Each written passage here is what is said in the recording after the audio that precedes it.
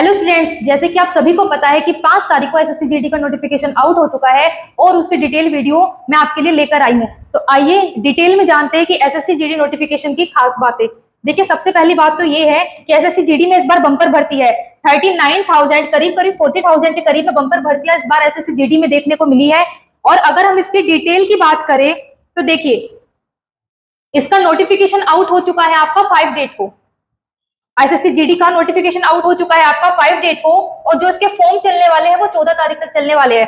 14 date इसकी last date रहने वाली है। 14 अक्टूबर एसएससी जीडी की लास्ट डेट रहने वाली है। लास्ट में वेबसाइट काम नहीं करती है, तो जिसने भी फॉर्म अगर नहीं भरा है तो पहली बात तो ये कि जाकर के फॉर्म भर लीजिए। तो 5 तारीख को इसका नोटिफिकेशन आउट हुआ था, 14 तारीख को इसकी लास्ट डेट रहने वाली है।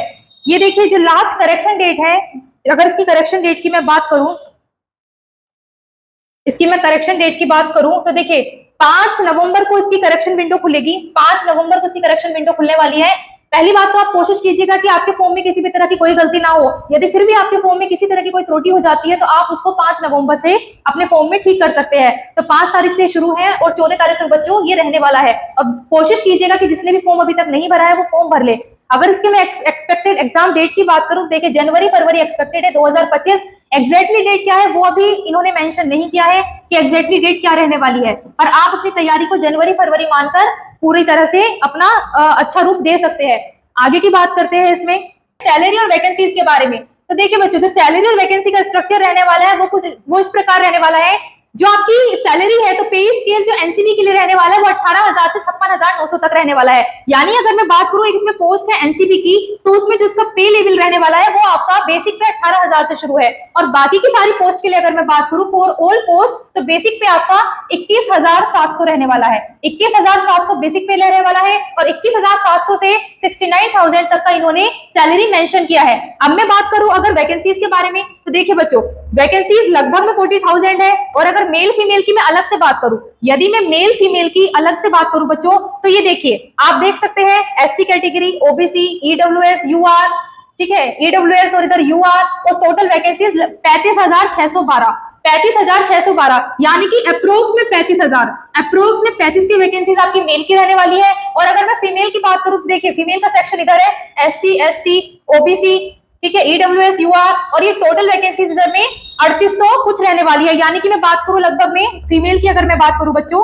तो फीमेल की वैकेंसीज लगभग में 4,000 रहने वाली है, लगभग में 4,000। तो ये मिलकर के 39,000, लगभग में अप्रोक्स 40,000 के करीब वैकेंसी आपको इस बार देखने के लिए मिली है। तो ये इसकी वैकेंसी और आपकी सैलरी की डिटेल है। अब आगे बात करते हैं इसकी एज लिमिट के बारे में। तो देखिए एज लिमिट का बच्चों ऐसा है, इसमें 18 से 23 साल एज मांगी जाती है। अगर मैं इसमें एज की बात करूं तो आपकी उम्र 18 वर्ष तो कम से कम होनी चाहिए और ज्यादा से ज्यादा 23 वर्ष होना चाहिए। ये जनरल कैटेगरी के लिए है, अनरिजर्व के लिए मैं आपको बता रही हूँ। ये जनरल कैटेगरी अनरिजर्व के लिए मैं आपके लिए बता रही हूँ। और देखिए एससी एसटी में आपको 5 साल की छूट मिल जाती है। 5 साल की छूट यानी कि 23 और 5 कितना हो गया, 28 वर्ष तक आप फॉर्म भर सकते हैं।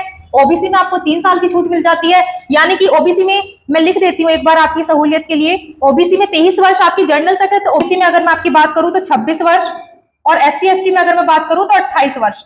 इसमें 28 वर्ष तक आप फॉर्म भर सकते हैं। तो अनरिजर्व के लिए, जनरल कैटेगरी के लिए 23 साल तक मिनिमम आपकी एज 18 साल होनी जरूरी है। तो ये इसकी एज लिमिट की बात है। और सबसे मोस्ट इंपोर्टेंट बात बच्चों, जो एज इसकी काउंट होगी ना, वो 1/1/2025 से काउंट होगी। यानी कि जो एज ली जाएगी वो 1/1/2025 को ली जाएगी। मैं अगर और डिटेल में आपको बताऊं तो आप सुनिए, आप 2/1/2002 से पहले ना जन्मे हो, ठीक है, और 1/1/2007 के बाद ना जन्मे हो। यदि आपकी एज इन दोनों के बीच में आ रही है तो आप ये फॉर्म भरने के लिए पूरी तरह से एलिजिबल है। तो आप अपनी एज इस हिसाब से काउंट कर सकते हैं और अपना फॉर्म टाइम से भर सकते हैं, ठीक है। अब मैं इसके सिलेबस के ऊपर थोड़ा सा डिस्कस करना चाहती हूँ। तो सिलेबस के ऊपर की बात करते हैं। ये देखिए ये कैटेगरीज है, पूरा एकदम डिटेल में आप नोटिफिकेशन पढ़ सकते हैं वेबसाइट पर जाकर। देखिए अब आता है हमारा मेन पॉइंट, एग्जाम की प्रिपरेशन कैसे करें। तो देखिए इसमें 2 आपके पार्ट देखने के लिए मिलता है। पहला आपका general intelligence and reasoning, B part है आपका general knowledge and general awareness, third है आपका एलिमेंट्री मैथमेटिक्स यानी कि बेसिक मैथमेटिक्स। इन्होंने भले से ही बेसिक मैथमेटिक्स लिखा है, पर मैथमेटिक्स अच्छे लेवल का एसएससी में पूछा जाता है और पूछा जाता रहा है। और इंग्लिश या हिंदी में से आपको एक करना है, इंग्लिश या हिंदी में से आपको एक करना है। मेरा सजेशन आपको ये रहेगा, यदि आप किसी हिंदी भाषी राज्य से है, एनसीआर से है, नॉर्थ इंडिया से है, तो आप अपनी प्रेफरेंस हिंदी को दे। बाकी आपका इच्छा है, लेकिन इंग्लिश और हिंदी दोनों इसमें होता है, या तो आपको इंग्लिश करना होगा या तो हिंदी करना होगा। बहुत बेसिक इंग्लिश हिंदी पूछा जाता है, एकदम बेसिक नॉलेज के लिए। देखिए, आपके रीजनिंग के 20 क्वेश्चन रहने वाले हैं, जीके के आपके 20 क्वेश्चन रहने वाले हैं, मैथमेटिक्स के 20 क्वेश्चन रहने वाले हैं, इंग्लिश या हिंदी किसी एक के जो आप चूज करोगे उसके एक क्वेश्चन रहने वाला है। 20 क्वेश्चंस रहने वाले हैं, सॉरी। तो 20 यानी कि 80 क्वेश्चंस का पूरा पेपर होता है। और अगर मैं इसके मार्क्स की बात करूं तो यानी कि 20 क्वेश्चंस फॉर 40 मार्क्स, तो ये देखिए ये आपका रहने वाला है कितना, 160 मार्क्स का पूरा पेपर रहने वाला है। और टाइम जो इसमें मिलेगा आपको 60 मिनट्स का मिलेगा। तो इसमें टाइम को ध्यान में रख करके 40 क्वेश्चंस, आप समझ पा रहे हो, रीजनिंग और मैथ्स मिला करके 40 क्वेश्चंस 60 मिनट्स, यानी कि 40 क्वेश्चंस तो आपको कैलकुलेशन के मैनेज करके चल रहे हैं 60 मिनट में। तो आप, ऐसा नहीं है कि बहुत बेसिक तैयारी में एग्जाम अगर निकालने का सोच रहे हैं तो शायद ये ना ही पॉसिबल हो पाए। बहुत वक्त है, जनवरी फरवरी में एक्सपेक्टेड है। पूरी तैयारी कीजिए, जी जान लगा दीजिए, अच्छे से प्रैक्टिस कीजिए, एक एक सब्जेक्ट को लेकर के चलिए। नेक्स्ट वीडियो हमारी इसी के ऊपर रहेगी कि हर एक सब्जेक्ट कैसे तैयार किया जाए, किस सब्जेक्ट को किस तरह से बेहतर तरीके से तैयार कर सकते हैं, किसमें क्या इंपॉर्टेंट है, और कट ऑफ पार करने के लिए हमको कितना पढ़ना जरूरी है। क्योंकि किसी भी एग्जाम को पढ़ने के लिए कितना हमको पढ़ना है उससे ज्यादा जरूरी होता है हमको क्या नहीं पढ़ना है। तो अगली वीडियो मेरी इसी के ऊपर रहने वाली है कि कितना पढ़े, क्या पढ़े और कितना ना पढ़े। आगे की बात अगर हम करते हैं तो देखिए ये आपका सीबीटी एग्जाम रहने वाला है। सीबीटी एग्जाम यानी कि कंप्यूटर बेस्ड एग्जाम। सीबीटी आप समझते हैं ना, कंप्यूटर बेस्ड टेस्ट रहने वाला है। कंप्यूटर बेस्ड टेस्ट यानी कि कंप्यूटर पे बैठ के आपको एग्जाम देना होगा, ओएमआर शीट पे एग्जाम नहीं होगा। तो सीबीटी एग्जाम ये रहने वाला है। नेक्स्ट बात, ही पूरा आप अच्छे से डिटेल में पूरे लैंग्वेजेस के बारे में दिया गया, आराम से आप नोटिफिकेशन एकदम आराम से बैठ करके तसल्ली से पूरा नोटिफिकेशन पढ़ सकते हैं। बात यही है कि एसएससी जीडी का नोटिफिकेशन आउट हो चुका है, बहुत जोर शोर से बच्चे तैयारी में लगे हुए हैं। वैकेंसी 40,000 के करीब ही है, बच्चे 40,000 ही लगने हैं। यदि आपकी मेहनत में दम है तो शायद आप उन 40,000 में आ पाए, यदि आपकी मेहनत में कमी है तो शायद आप उन 40,000 में ना आ पाए। तो आपको करना है कि आपको मेहनत के साथ उन 40,000 में अपनी एक सीट पक्की करनी है, या आपको हर साल फॉर्म भर के सिर्फ और सिर्फ पेपर देते रहना है। आर मैथ्स एकेडमी आपके साथ, आपकी सफलता के लिए आपके साथ पूरी तरह से तत्पर है। हमारी तरफ से एनडीए 2025 का टारगेट बैच चलाया जा रहा है, उत्तराखंड एसआई का टारगेट बैच चलाया जा रहा है। जितने भी वनडे कॉम्पिटिटिव एग्जाम है उन सभी की तैयारी में आर मैथ्स एकेडमी आपकी सेवा में तत्पर है। एसएससी जीडी या उत्तराखंड जो विभाग के एग्जाम अभी अपकमिंग है, सभी की तैयारी आर मैथ्स एकेडमी की तरफ से कराई जा रही है।